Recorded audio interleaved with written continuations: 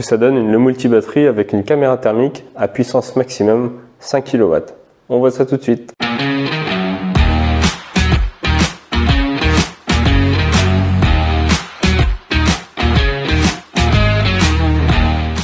Bonjour à tous, c'est Cyril de Le Multibatterie.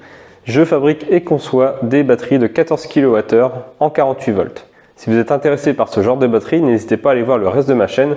J'explique pas mal comment je conçois et assemble les batteries et je donne aussi de petites astuces. Je commence à être contacté de plus en plus par des marques pour des propositions commerciales. Jusqu'à maintenant, je les ai toutes refusées, mais Vevor m'a contacté pour me proposer l'essai d'une caméra thermique. J'avoue que ça m'a intéressé franchement, j'en parle dans les premières vidéos il me semble.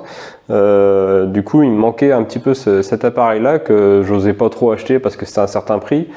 Je misais un petit peu sur le fait justement qu'on me propose ce genre de test, et donc Vevor est venu vers moi, m'a proposé de tester cette caméra.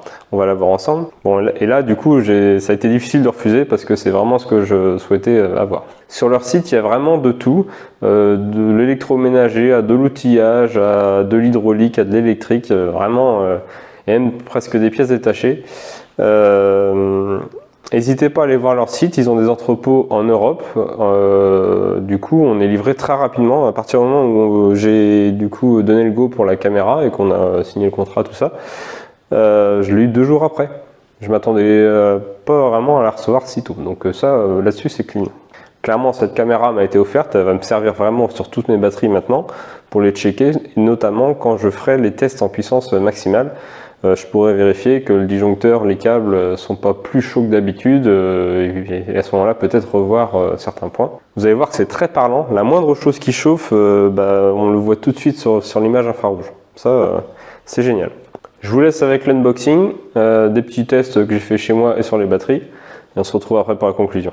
Alors cette caméra Vevor, elle va de moins 40 à 550 degrés il me semble, et un capteur infrarouge de 240 par 180 pixels. Donc c'est largement suffisant pour moi. Je suis très content d'avoir cette caméra en test pour mes batteries. Je vais pouvoir checker un petit peu qu'est-ce qui se passe au niveau de mes batteries. La boîte super, hein, ça fait vraiment très qualitatif. On va ouvrir ça et on va voir ce qu'il y a dedans. Donc première fois que je l'ouvre, hein, il y a une petite pochette pour la ranger qui est fournie avec. Petite mousse, une carte 64 Go Kingston, c'est pas mal. Certificat, encore le manuel, la caméra qui est assez lourde, elle est vraiment lourde, hein. Ça fait vraiment très qualitatif.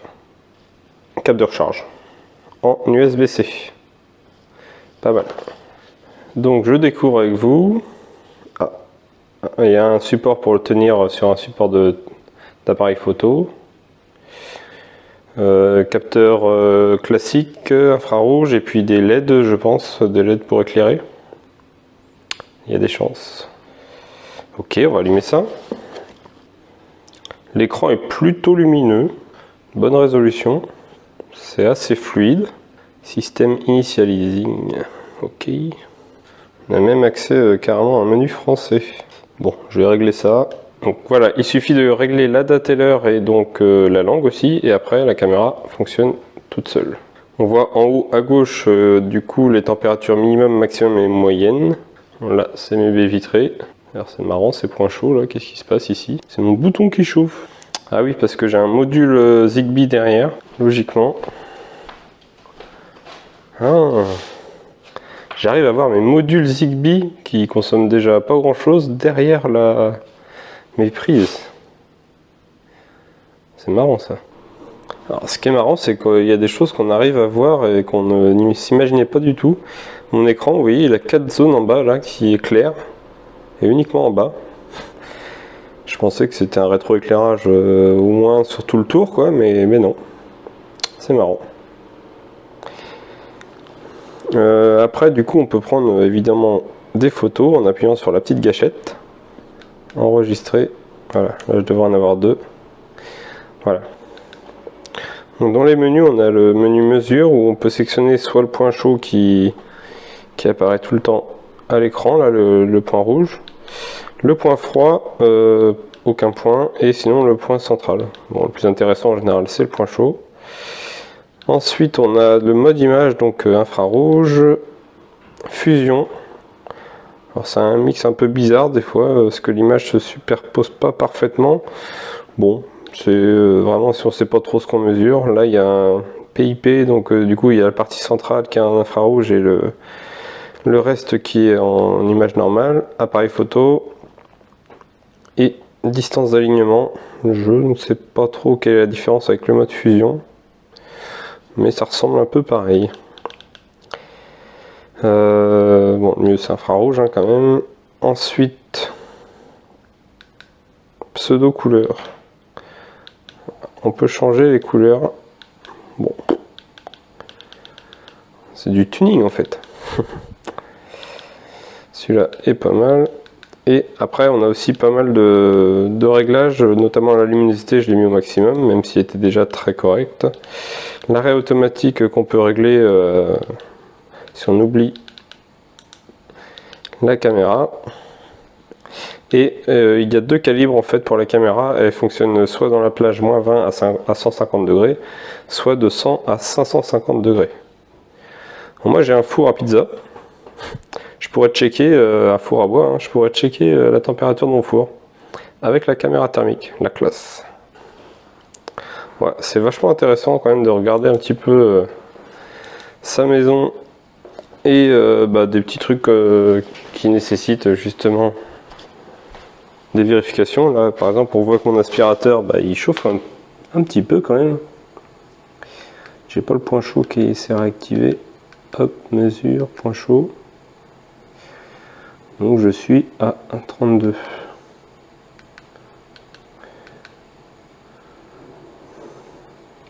Ah, on peut activer les deux en même temps. Les trois même, les trois spots en même temps. Donc on a le point chaud, point froid et le point central. Et donc on a toutes les mesures de température qui sont affichées en haut. C'est relativement pratique. Là-dedans, là j'ai un routeur. On regarde pas les bouteilles, hein. Mais mon routeur, on voit bien qu'il chauffe aussi pas mal. Si on va dans mon local technique,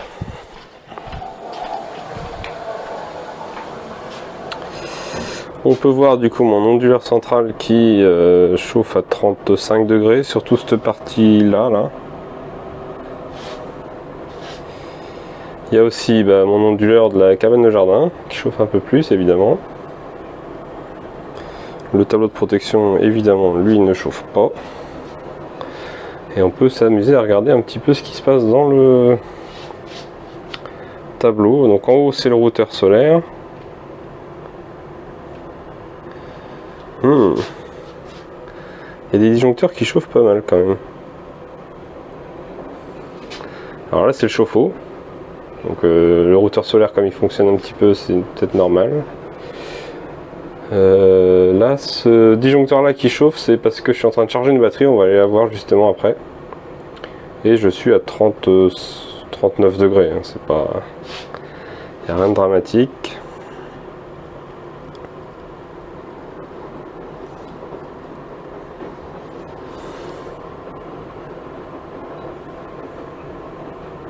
Alors ça c'est mes petits compteurs que j'ai trouvé sur AliExpress.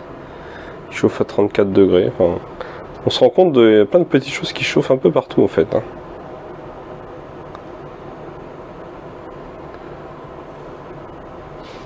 Qu'est-ce qui chauffe à 44 degrés? Alors c'est parfois pas évident de trouver ce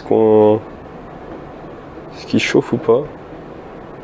Ça semble être le relais là, le petit relais bleu. Bon, il est actif donc forcément il chauffe un petit peu, la bobine elle chauffe. On va aller voir ce qui se passe sur le multibatterie qui est en charge là depuis quelques temps à 5 kW. Donc on va voir ce qui se passe. Donc la batterie est en charge à une centaine d'ampères. Hein. 5 kW, elle est au maximum. Et on peut voir du coup ce qui chauffe le plus, c'est ce qui est un petit peu dans la partie de devant parce que la partie cellule Les bus bars, eux, sont à 25 degrés, les cellules sont à 20 degrés, 21 degrés. Il n'y a rien vraiment d'alarmant du tout.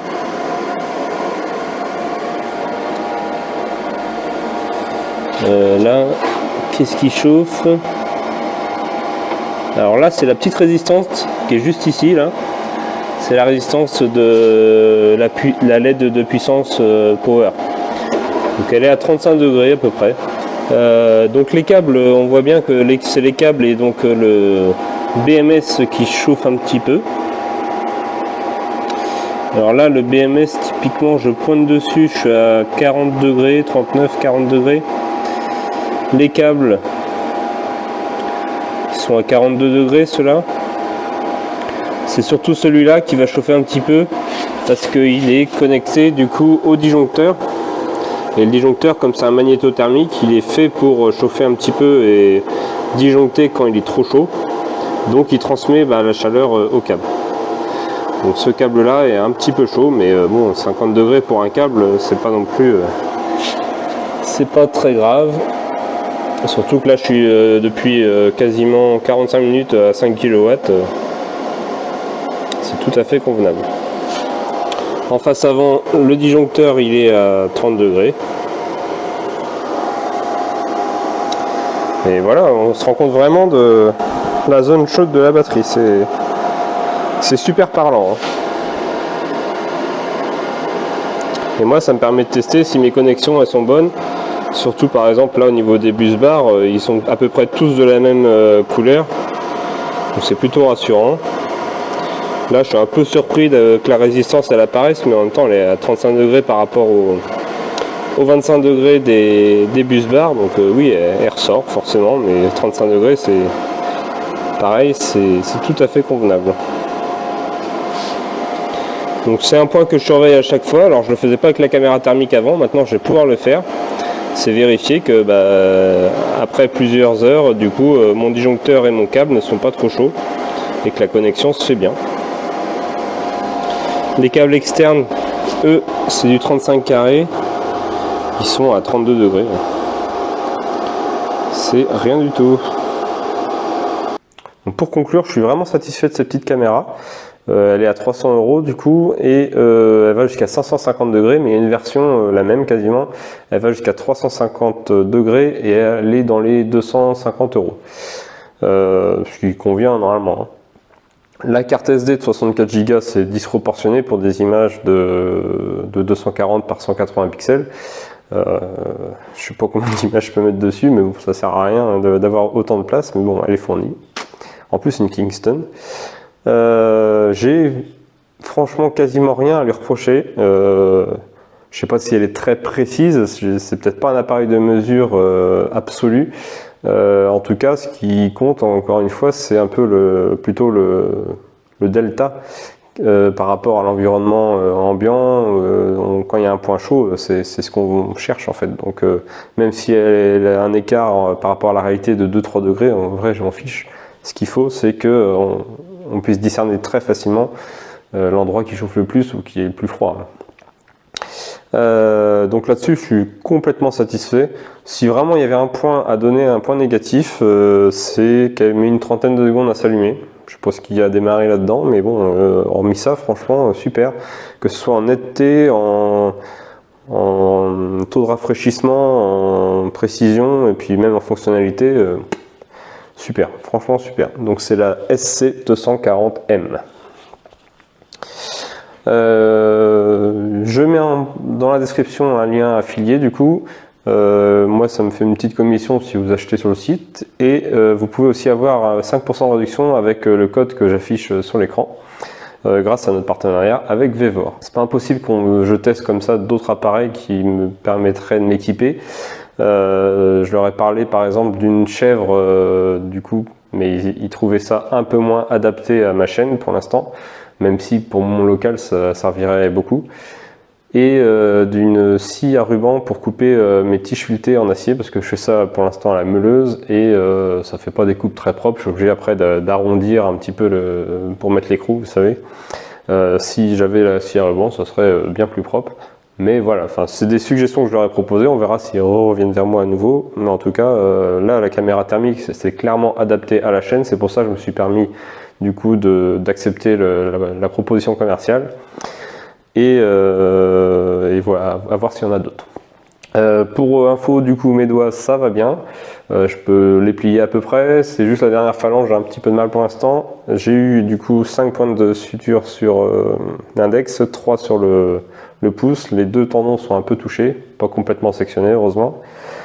Mais voilà, il faut que je fasse gaffe avec mon cutter. J'ai acheté des gants Code de Mike. Et puis voilà, ça va. J'ai de la rééducation à faire un petit peu, mais bon. Je vais essayer de trouver une autre méthode pour couper mes plaques de mousse antidérapante là, de machine à laver. Parce que c'est vrai que ça peut vite déraper, hein, clairement. Du coup, la chef, comme je ne pourrais pas l'avoir à temps pour le local, pour rappel, je l'ai vers le 1er novembre, je m'en suis acheté une du coup et j'ai soudé un petit H, là, un support pour tenir les batteries par les poignets. Ça marche super bien. Et ça va me permettre de descendre, comme je vous avais dit, les batteries de mon îlot de production au sol. Peut-être même les mettre dans certains coffres. Il y en a qui ont des camionnettes des fois qui viennent récupérer les batteries avec les camionnettes. Bon, après en vrai à 2 personnes elles se soulèvent hein, sans problème. Et ça peut aussi me servir à empiler les batteries quand des clients m'en prennent plusieurs. Je ne sais pas si vous voyez bien, mais cette batterie là elle est équipée du kit extension avec les plots verts sur le dessus.